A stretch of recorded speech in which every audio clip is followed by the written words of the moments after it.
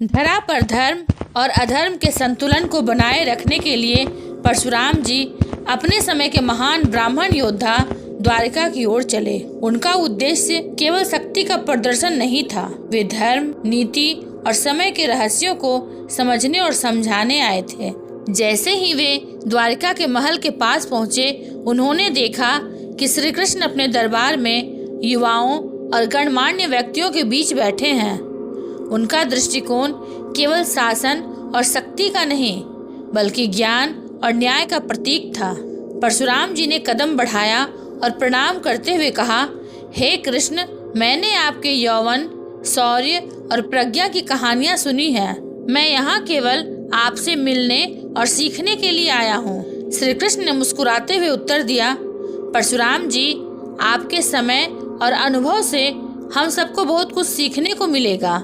बताइए, किस विषय में आपका उद्देश्य है? परशुराम जी ने कहा, धर्म और नीति केवल किताबों में नहीं, बल्कि समय और परिस्थिति के अनुसार भी समझना पड़ता है।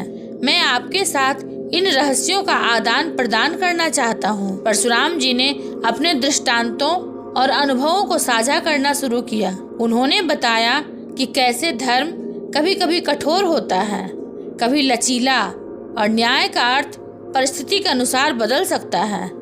श्री कृष्ण ने अपने दृष्टिकोण से समझाया कि सच्चा नीति और धर्म का पालन केवल शक्ति और यौवन से नहीं, बल्कि बुद्धि और समय के अनुरूप निर्णय लेने से होता है। परशुराम जी ने ध्यान से सुना और कहा, आपकी दृष्टि अद्भुत है।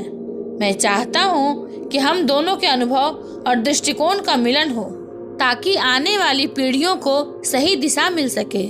श्री कृष्ण ने उत्तर दिया, हमारा संवाद केवल शक्ति या गुरु शिष्य का नहीं है, बल्कि यह धर्म और नीति के रहस्यों की समझ का आदान प्रदान है। परशुराम जी ने कहा, कृष्ण जी, समय बदलता है और उसके साथ नीति और धर्म की समझ भी बदलती है, लेकिन कुछ सिद्धांत हमेशा स्थिर रहते हैं, न्याय, सच्चाई और भक्ति।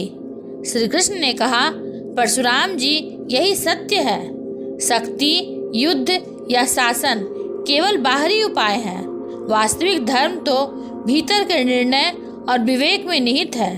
दोनों ने कई दृष्टांतों और घटनाओं को साझा किया। परशुराम जी ने अपने युद्धों और न्यायिक निर्णयों का उदाहरण दिया, और श्री कृष्ण ने उन्हें समय के अनुसार नीति और विवेक का प्रयोग दिखाया।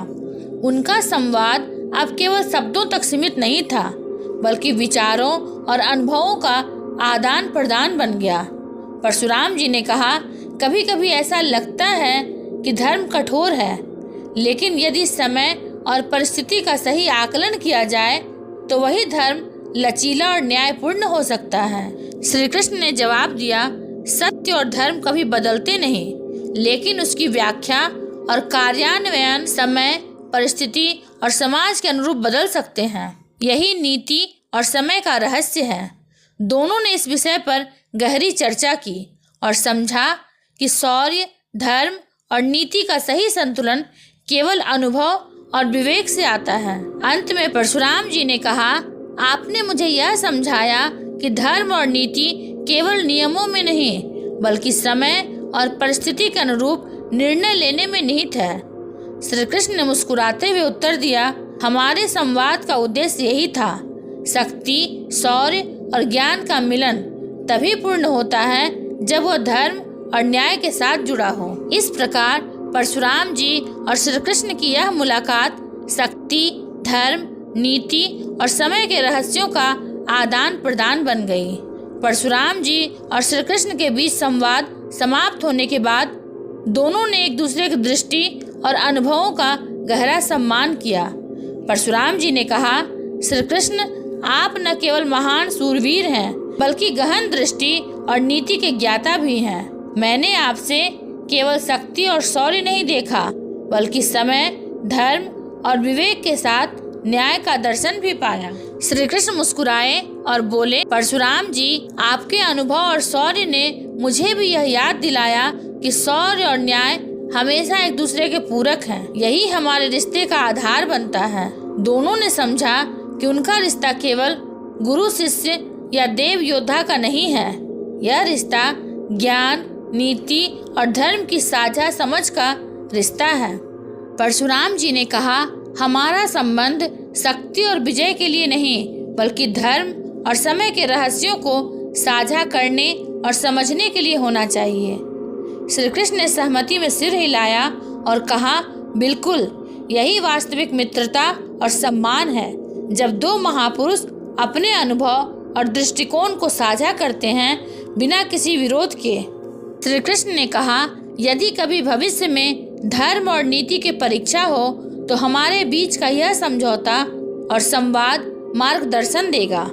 परशुराम जी ने उत्तर दिया, हमारी यह मित्रता केवल समय और परिस्थिति के लिए नहीं, बल्कि आने वाली पीढ़ियों के लिए भी एक उदाहरण बनेगी। अंत में दोनों ने एक दूसरे को प्रणाम किया। परशुराम जी ने महसूस किया कि शक्ति, शौर्य और अनुभव के अलावा सम्मान, संवाद और साझा समझ ही सबसे मूल्यवान रिश्ता बनाता है। श्री कृष्ण ने आशीर्वाद देते हुए कहा, हमारा रिश्ता हमेशा धर्म, नीति और समय के मार्गदर्शन के लिए रहेगा।